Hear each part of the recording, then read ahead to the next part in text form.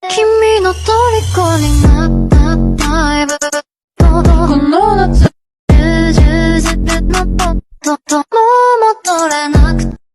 Oke, baik. Di sini saya akan memaparkan suatu proses awal mulanya globalisasi pada alat komunikasi. Jadi yang pertama, apa itu globalisasi? Globalisasi itu adalah suatu proses tersebar luasnya pengaruh ilmu pengetahuan dan kebudayaan yang ada di setiap penjuru dunia ke penjuru dunia lainnya, sehingga tidak jelas lagi batas-batas yang jelas dari suatu negara. Kemudian, apa itu alat komunikasi? Alat komunikasi adalah semua media atau alat yang digunakan untuk menyebarkan atau menyampaikan informasi, baik informasi kepada satu orang atau kepada banyak orang. Contohnya telepon, radio, televisi, komputer, dan lain-lain. Kemudian awal mula munculnya alat komunikasi. Nah, sebenarnya alat komunikasi itu sudah muncul sejak zaman prasejarah, yang dimana pada masa itu mereka telah menggambarkan pada dinding-dinding gua tentang berburu dan binatang buruan mereka. Pada masa ini, manusia mulai mengidentifikasi benda-benda yang ada di sekitar mereka. Kemudian mereka menulisnya pada dinding gua tempat tinggalnya. Nah, kemudian awal komunikasi mereka itu pada zaman ini hanya berkisar pada bentuk suara dengusan dan menggunakan isyarat tangan saja. Nah, lanjut perkembangan alat komunikasi dari masa ke masa. Nah, jadi yang pertama itu sinyal asap. Sinyal asap itu merupakan suatu metode komunikasi yang tertua. Nah, pertama kali ini digunakan pada tahun 200 sebelum Masehi. Sejarawan asal Yunani Polybius pada tahun 150 sebelum Masehi menemukan cara untuk menggunakan sinyal asap sesuai alfabet. Nah, yang kedua, burung merpati. Pada abad ke-12, Sultan Nur ed-Din dari Aleppo pertama kali menggunakan burung merpati untuk membawa pesan.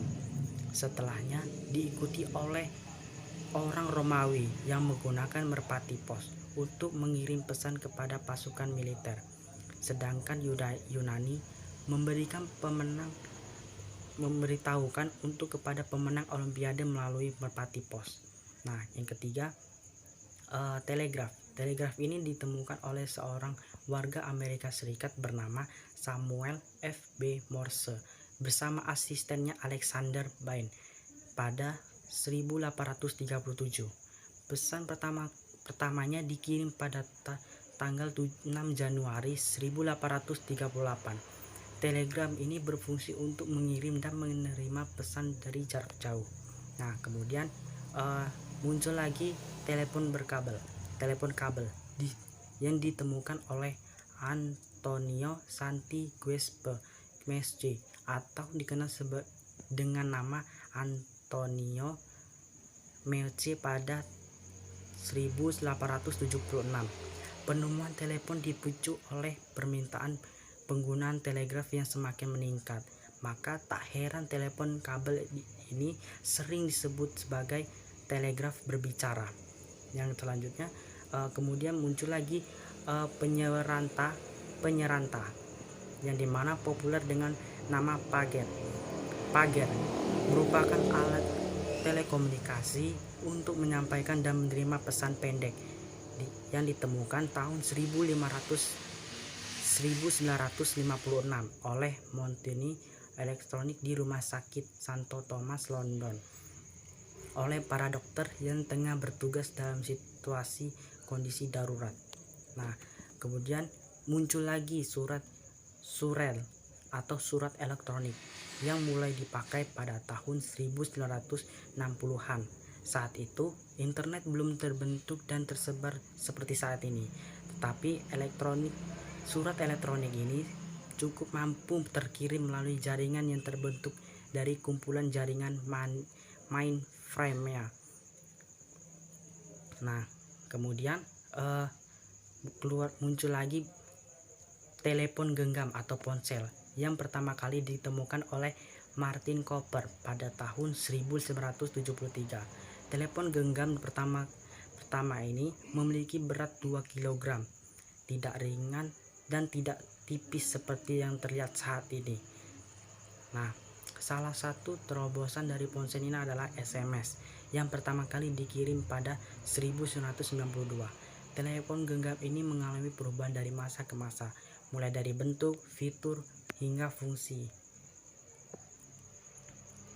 Oke, selanjutnya sehingga saat ini sering berkembangnya zaman, alat komunikasi selalu mengalami perubahan atau perkembangan seiring berjalannya waktu, sehingga mereka dapat memunculkan alat komunikasi yang baru seperti televisi, laptop, komputer, smartphone, dan media alat komunikasi lainnya.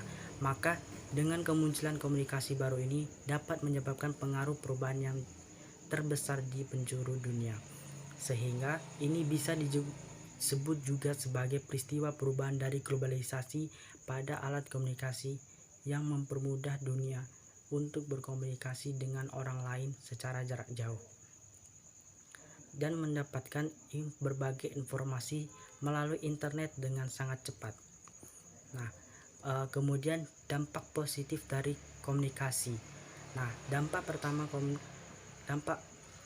positif dari komunikasi yang pertama, dapat memberikan kemudahan untuk memperoleh informasi dengan cepat. Yang kedua, memudahkan untuk berkomunikasi dengan jarak jauh. Yang ketiga, dapat mengetahui berbagai sesuatu yang terjadi di luar sana melalui internet. Nah, yang keempat, penyebaran informasi yang begitu cepat. Nah, yang kelima, dan dapat menghubungkan orang di seluruh dunia. Nah, selanjutnya dampak negatif dari alat komunikasi.